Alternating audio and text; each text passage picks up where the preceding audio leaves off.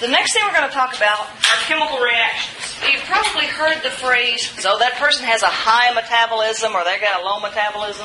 So metabolism, that refers to all of the chemical reactions that are going on inside your cells. So as each cell is basically trying to keep its internal balance, and as long as it can keep itself happy, hopefully the tissues are happy and the organs are happy, etc., etc., etc. Now, chemical reactions, one of the big things that chemical reactions do is provide the energy for the cells to be able to do all the other functions. For instance, you have plasma cells. These are a type of white blood cell that make antibodies. When you're given a vaccination, you make antibodies like, you probably all had the hepatitis B vaccine series. Okay, so you make antibodies to that virus. Well, those antibodies, those are a type of protein. That takes a lot of energy to do that. Cells need energy. Muscle cells, skeletal muscle cells, cardiac muscle cells, all of those need lots of energy, lots of ATP. Now, there are three basic types of chemical reactions. What a chemical reaction is the breaking and assembling, or the breaking and making of chemical bonds. If you take a larger substance and break it apart into smaller substances, that's called decomposition. When you die, your body decomposes. If you do the opposite of that, if you take small things and put them together, that's called synthesis. Now, the third type of chemical reaction, an exchange reaction, it's actually a combination of both of these. Because you're breaking these things apart, you are decomposing these things, and then mixing and matching the parts to synthesize or make other things. So an exchange reaction is putting both of these things together, decomposition and synthesis together. Let me give you an example of a decomposition reaction. We talked about the sugar lactose. So if everything is working correctly, lactose is decomposed or broken apart into two smaller sugars called glucose and galactose. So that would be an example of a decomposition reaction. A larger substance is broken apart into smaller substances. Now, if you're a cow and you're making milk and your cells are making the sugar, your cells take glucose and galactose and synthesize or put those things together to make lactose. Now, back to metabolism for a minute. Metabolism, all of these chemical reactions together, can be broken down into two categories. Anytime that you break something apart, anytime your cells do a decomposition reaction, another word for that is called catabolism. Anytime your cells put things together, that is called anabolism. Everybody's heard of anabolic steroids, right? People that take anabolic steroids, it increases their ability to build muscle mass. When you digest your food, that is catabolism. You're breaking the food down. And so each cell has to perform catabolic reactions and anabolic reactions. Cells break nutrients down to get energy, and then they also put things together to make proteins or lipids or carbohydrates, all the little pieces and parts that make the cell. Now, anything that's on the left side of an arrow in a chemical reaction, those are called the reactants. So you start out with the reactants and you end up with the products. So lactose in this example would be our reactant. Glucose and galactose would be our product. But you could write the arrow the other direction. So if the arrow is going this way, in this example, glucose and galactose would be the reactants and our product would be lactose. In the process of catabolism, in the process of breaking things apart, decomposition reactions occur. Some of those decomposition reactions use water. Water can actually be used to split molecules. That seems kind of weird, doesn't it? A decomposition reaction that uses water is called a hydrolysis reaction. So not all decomposition reactions are hydrolytic or hydrolysis reactions. There are other types of decomposition reactions. Now, the cool thing about this is when you break this bond, this covalent bond that's between parts A and part B here, that releases energy. When your cells break down glucose is the energy source, the main energy source for your cells. When your cells completely break glucose down, they break it down to form carbon dioxide and water. And they get a lot of energy out of that. That energy is actually stored in those covalent bonds, the bonds that are holding the carbons and the hydrogens and the oxygens together. So when you break a chemical bond, energy is released. The opposite of that, when you go to synthesize or to build substance, when you make a larger substance from smaller substances, you are forming covalent bonds. And therefore you have to input energy. It costs the cell something to build proteins or lipids or anything that the cell is making, anything that the cell is synthesizing, anything that is an anabolic reaction costs the cell energy. The cell has to input energy into that. So if you break a covalent bond, you release energy. If you make a covalent bond, you have to put energy in. Now, synthesis reactions, anabolism, building things. Some of those reactions use water, and in this case they're called dehydration or condensation reactions. And what happens in this case is you actually get water back. Now we have to drink water every day, right? But our cells actually produce a little bit of water. Because every time cells build things, they get water, not every time, but in many, many cases, when a cell is building things, when a cell is performing synthesis reactions, you get water as a result. So you can see that water already plays an important role in what's going on inside the cell. And then we kind of talked about this. An exchange reaction is just basically combining decomposition and synthesis. Now, a lot of times, particularly in a biological system, inside of a cell, reactions don't just go one direction. They are reversible reactions. One of the reversible reactions we're going to talk a lot about is this carbon dioxide plus water makes something called carbonic acid. And so reversible reactions are drawn with that little arrow that goes both ways. So this arrow represents what kind of reaction? Two things being put together to make something bigger. Synthesis. Yeah, that's a synthesis reaction. This breaking apart would be a decomposition reaction. Exactly. So these reactions, a lot of reactions are reversible. It's anabolic in this direction, or synthetic in this direction. It's catabolic, or decomposition, in that direction. The problem is, we like to think of reactions that the chemist would say go to completion. In other words, if I had a couple of buckets of this and I mixed it together, then I would end up with one bucket full of this and none of this left. So we say the reaction goes to the completion. All of the reactants are used up to form the product. In reality, rarely does that happen. Reactions, particularly these reversible reactions, are in a state of what's called equilibrium. In fact, a lot of times these reversible reactions are called equilibrium reactions. Equilibrium doesn't mean it's equal. What that means is that the forward reaction, the rate, the speed, how often the forward reaction happens, equals the reverse reaction.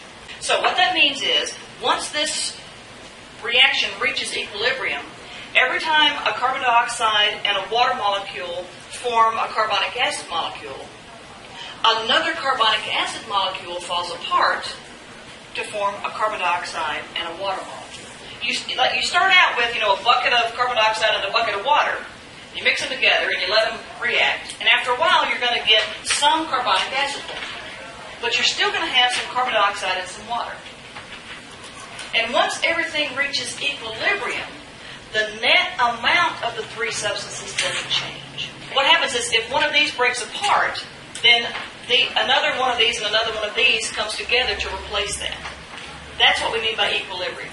Even though you may have more of this on this side than you have of each of these, the reactants and the products aren't equal, but they are in equilibrium.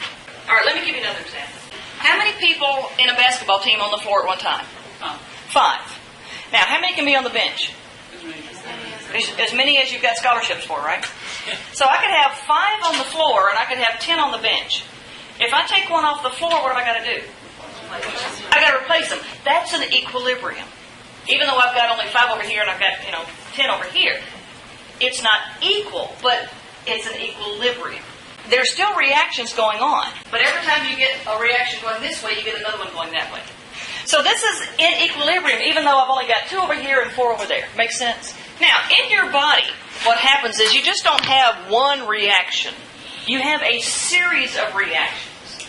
In fact, we're going to talk about, in a few weeks, we're going to talk about breaking down glucose. You just don't break glucose down into carbon dioxide and water. If you did that, it would explode. Your cells would explode. You have to do it a little bit at a time. And so what you have are a series of reactions, a series of chemical reactions called a metabolic pathway. And at each step, at each chemical reaction, you have what's called an enzyme. An enzyme, almost all enzymes are proteins. There's a couple of exceptions we'll talk about later, but for right now, just think of an enzyme as a protein. It's a protein that makes a chemical reaction. It speeds up a chemical reaction. The definition of an enzyme is a biological catalyst. What that means, a catalyst is anything that makes a chemical reaction speed up. Now, lactose, if you let it sit there on the counter, it would eventually break down into glucose and lactose, but it may take a couple of 100 million years. So an enzyme is something that speeds up a reaction that would eventually happen on its own, but it would just take forever. So the enzyme that makes this work in your body is lactase. So an enzyme is a protein that speeds up a chemical reaction. Now, if you want to speed up a chemical reaction in the lab, you can heat it up. But you can't heat our cells up. So that's why you have to have enzymes. Enzymes speed up these chemical reactions that occur inside of our cells under conditions that don't kill the cell. When you have a process, one chemical reaction after another chemical reaction after another chemical reaction, we call this a metabolic pathway.